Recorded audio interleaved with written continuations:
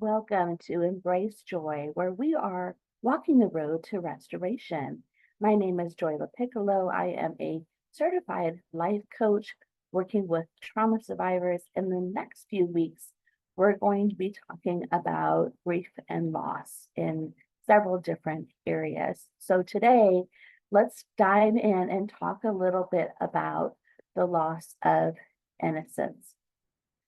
Innocence is a beautiful part of childhood. It is a precious gift that allows us to experience the world with wonder, curiosity, and trust. Unfortunately, for many women, including myself, this innocence is shattered, uh, maybe due to experiences like sexual abuse, assault, or neglect. The emotional aftermath of such traumas can be profound and complex, leading many of us to grieve, and it often feels over. Today, we're going to explore what that journey of grieving actually is, the impact of those experiences, and how can we embrace our pain and then start to heal and literally start to be restored. So, for me and for others that I have worked with, the loss of innocence um, has been a very deep personal experience. It can lead to betrayal of trust, feeling unworthy. It's hard for me to even talk about innocence because I'm not even sure what it is. I lost it so early. So innocence is supposed to be purity, the ability to trust, be able to trust those that you are around, to have the freedom to explore life without fear. That's completely foreign to me.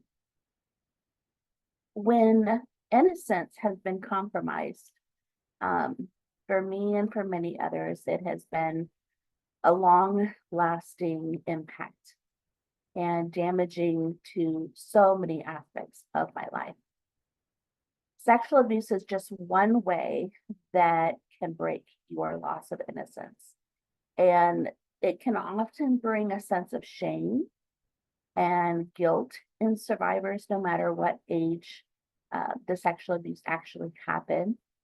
And for many of us, we have internalized the trauma, believing that we are somehow to blame for the abuse. For many years in my counseling, that is something that I delved into as to why I felt the sexual abuse was my fault when it happened when I was 6 years old.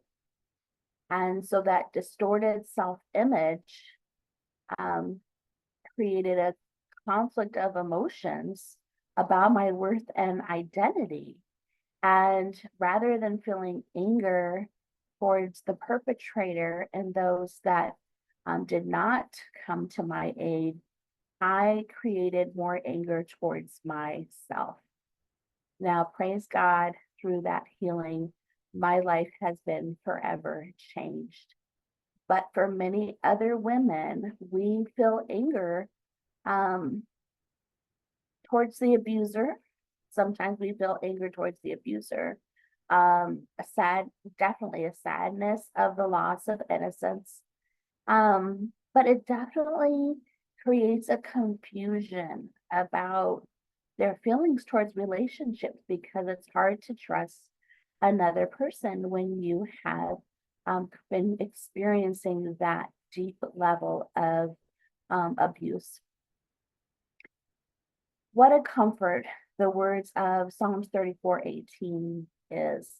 We read, "The Lord is close to the brokenhearted and saves those who are crushed in spirit." Daughter of the King, God is present in our pain. He is ready to comfort and guide us. Assault is another traumatic experience that can lead to a profound loss of innocence. The violence and violation that's often experienced in such situations can create fear of intimacy and trust. Survivors may struggle with anxiety, depression, post-traumatic stress disorder, and the assault can shatter a woman's perception of safety in her environment, leading to feelings of paranoia and hypervigilance. So I've shared my story in the past on this podcast, but there was another lady that I met along my life working with trauma survivors. And I'm going to say her name is Jane. And she had also been assaulted. I won't go into the details, but it is very traumatic. Her and 6 other women were assaulted. And even though she survived that assault, she lived with dread. She was hypervigilant. She was afraid to be anywhere near a group of people. She definitely lived in fear and isolation. Did not really attend even family events, which should have been a trusting environment. But she just felt like she lost her sense of self. She had a hard time even getting a new job because she was afraid to go there and felt like she wasn't confident to actually do the job. It was a very hard journey for her and these other women, a very long journey of therapy. And through the support of family and friends and community resources, she started to really look at what experience that she went through and confront her pain. And there was a lot of pain. She was able to share her story through our support group. And by doing that very carefully, she found that safety in the support group and started to realize that she still did have a sense of purpose. Those men could not take that away from her. And she began to start explaining to other people and encouraging them to reclaim their voice as she started to reclaim her voice. It was a very powerful transformation, and it will stay with me for a very long time. That impact of assault that happened on that woman and how she was able to transform, even though she did lose a loss of innocence. She didn't stay there. So neglect is another one I wanted to mention. So sexual abuse, sexual assault, or any type of assault, not just sexual assault, but neglect is another way that a person loses innocence. And with neglect, it's kind of hard to really identify in a lot of ways because it's not visible like abuse. But children who experience neglect often grow up feeling unworthy. They feel like they don't deserve love or care. And if you watch children who have experienced neglect, you can tell that they really don't have healthy attachments. They feel abandoned, they feel rejected, they're constantly on edge. And this emotional neglect can damage all the way into adulthood. And many of you, I know that are listening, have experienced that type of neglect. And when it travels into adulthood, it can actually lead to patterns where you self-sabotage. You have unhealthy relationships. So it's really comforting to read the words Jeremiah 31:16. It reminds us, restrain your voice from weeping and your uh, and your eyes from tears, for your work will be rewarded. Now, that does not mean to say that you need to stop your voice, that you need to stop crying.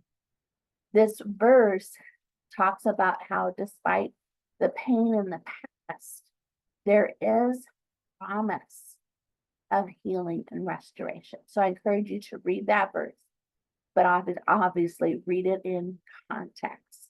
So neglect is another way that you can lose your innocence. So we're talking about the loss of innocence, and what we need to do, though, is we need to grieve the loss of that innocence. Grieving is a way for us to go through the emotions, anger, sadness, confusion, denial. This grief process is so crucial as we walk this journey of restoration. And we've talked many times about the fact that we need to acknowledge our feelings. It's challenging. I know, as many survivors, we want to avoid the pain.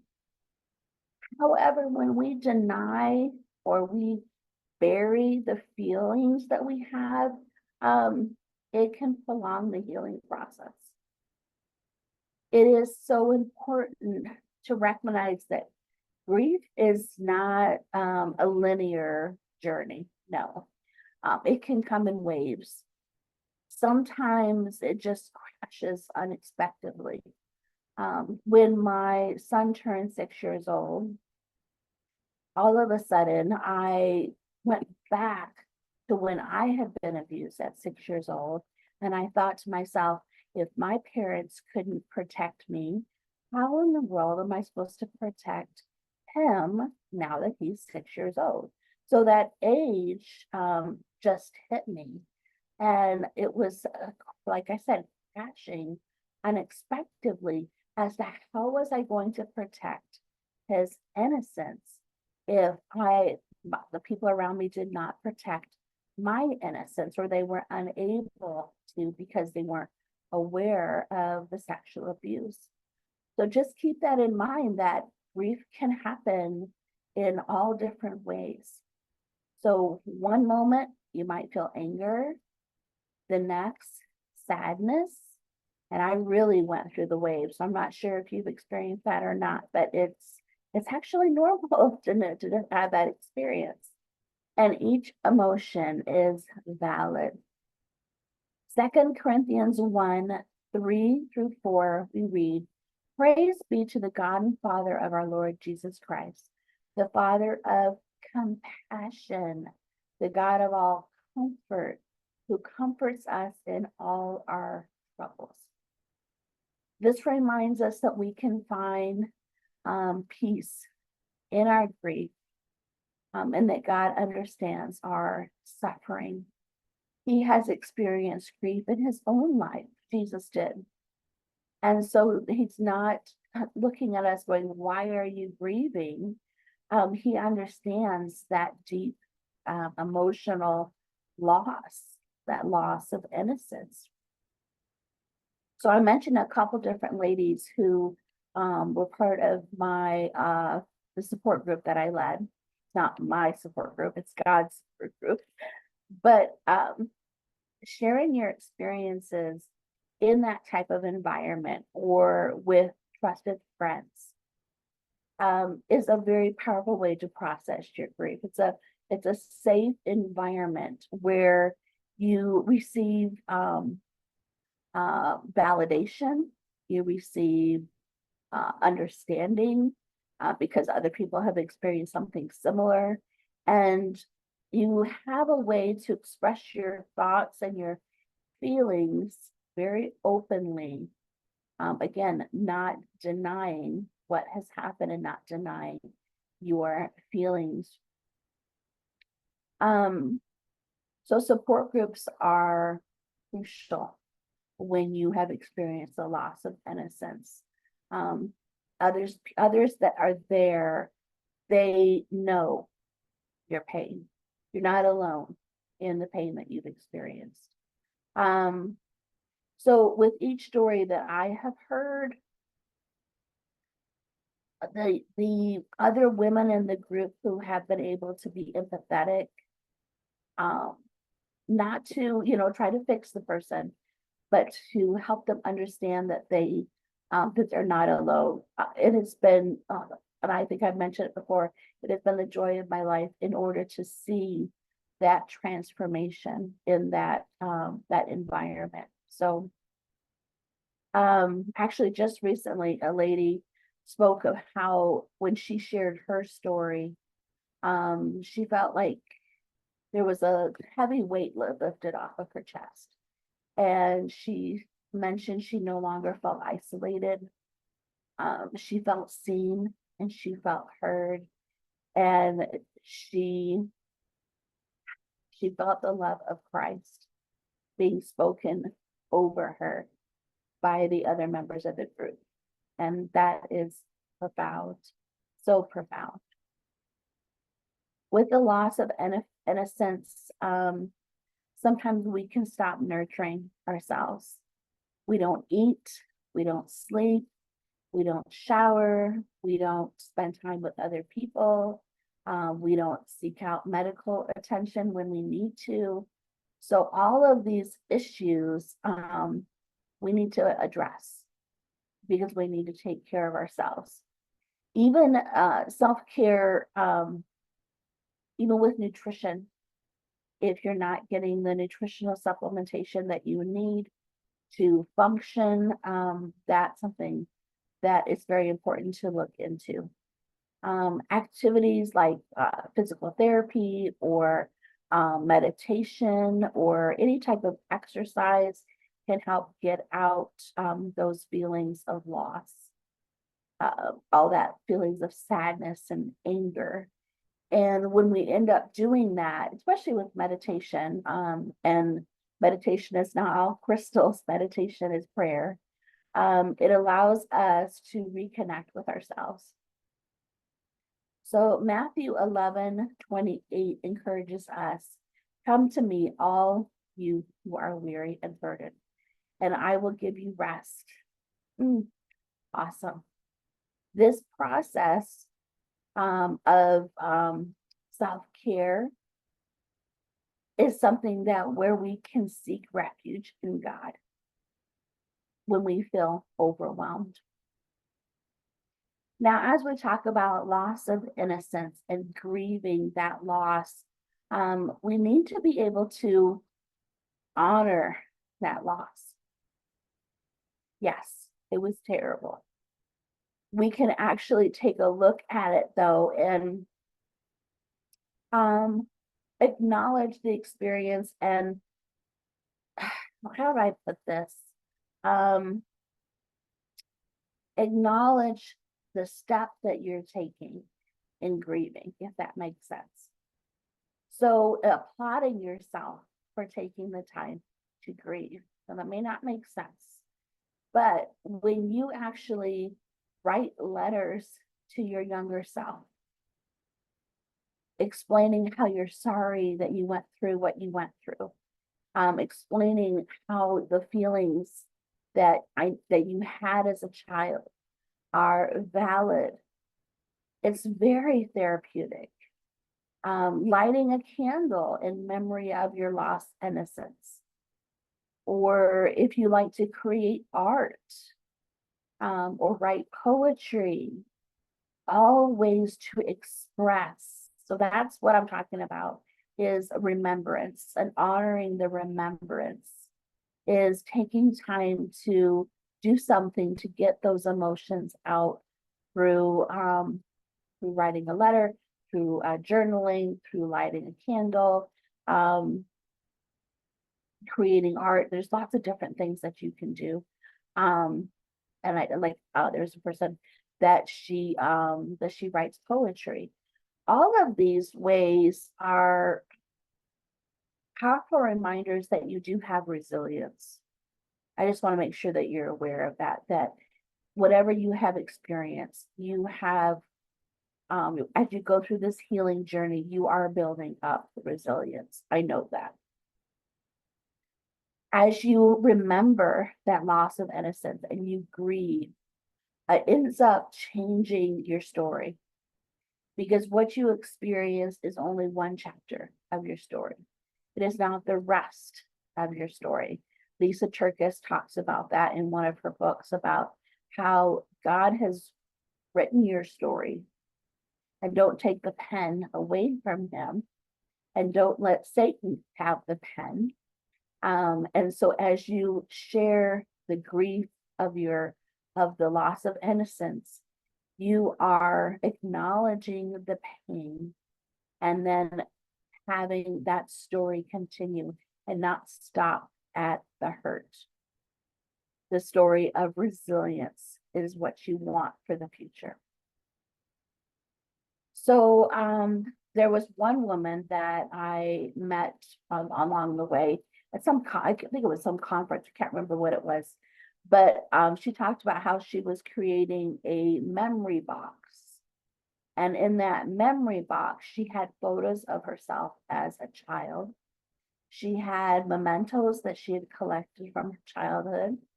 And then she wrote a letter to herself as a child, explaining the grief and the loss of that child's assault. And it was just a really powerful way for her to explain that was something that she was doing. And so I thought to myself, I really enjoy making scrapbooks. So maybe that would be something that I could do as a healing exercise. Now, it's not that I'm going to go share this scrapbook with other people, but it's something that I could do for myself, to include those childhood photos, to include those memories, both painful and joyful. And by making the scrapbook, it would honor the past while embracing the future. So I'm working on that right now. And it's going to be called All About Me. So I've gathered all the information that I want to put in the scrapbook, and I'm just slowly putting it together. So that's another idea for you. I'll tell you what, though, no matter what you've been going through, you can't do it alone. I know getting on this podcast is one way that you've made the point that you can't do this alone. The weight of grief is too heavy to bear it alone. Seeking guidance from me as a certified life coach can provide support, and I can help you navigate your pain. You could also reach out to a professional therapist, and they can offer more cognitive behavioral techniques, because that's not something that I do, is cognitive behavioral, but just strategies to help you process your emotions. The process of therapy or process of life coaching is addressing the trauma, looking at what happened to you, look at what life choices you have made, and then start rediscovering yourself to build a future you can look forward to. Again, this is not the rest of your story. What do you want your future to look like? Because you can rediscover yourself, and based on that resilient person that you are, what kind of life would that look like here going forward? Proverbs 11:14 reminds us, for lack of guidance, a nation falls, but victory is won through many advisors. So again, it's so important to seek help from others. While the loss of innocence can seem insurmountable, it is insurmountable, but it isn't. Okay, because God can make possible over the impossible, what looks like impossible. It is so crucial to hold on to hope. Embracing your grief means allowing yourself to feel. It also means believing in the possibility of restoration. The loss of innocence often can be a crisis of identity. Many survivors struggle with feelings of worthlessness, as we've talked about, and question their place in the world. And we need to start looking at the qualities that we do have. Those qualities have not changed based on what we've experienced. We were created with a unique purpose. My question to you is, what are your strengths? What passions do you have? Your dreams? Don't let what happened to you take those away. Start rebuilding your sense of self. 1 Peter 2:9 reminds us, but you are a chosen people, a royal priesthood, a holy nation, God's special possession. This verse speaks to our worth and value as individuals. I encourage you to embrace your identity. You are a beloved child of God. One of the exercises that I do with those that I work with life coaching is to look at those painful memories, but then create a vision board with action steps to rebuild your life, learning how to dream big and believe in the possibility of a future of success, because that's what God promises. One woman that I worked with for a little bit, she started journaling her dreams. And despite all of the trauma that she had experienced, she started looking at her desire to travel, what other passions that she could pursue, how to create better relationships with her family. And this exercise helped her shift her focus from the pain to possibility. And she started to believe in a sense of hope that really had never been there in her life. I encourage you to embrace the grief of losing your innocence. It is something that will build courage in your life. It can be a journey that may feel lonely at times, but that's why I want you to reach out for help.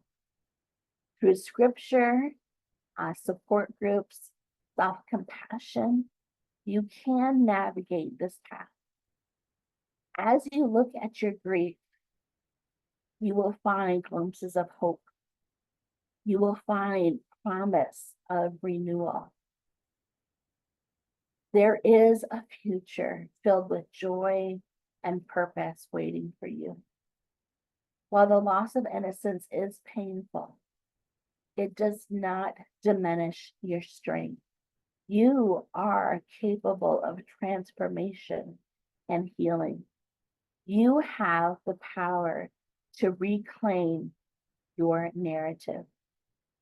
Remember that your journey is unique, and it's okay to feel the loss of innocence, but don't stay there. Grieve, find solace, and embrace again the life that God has for you.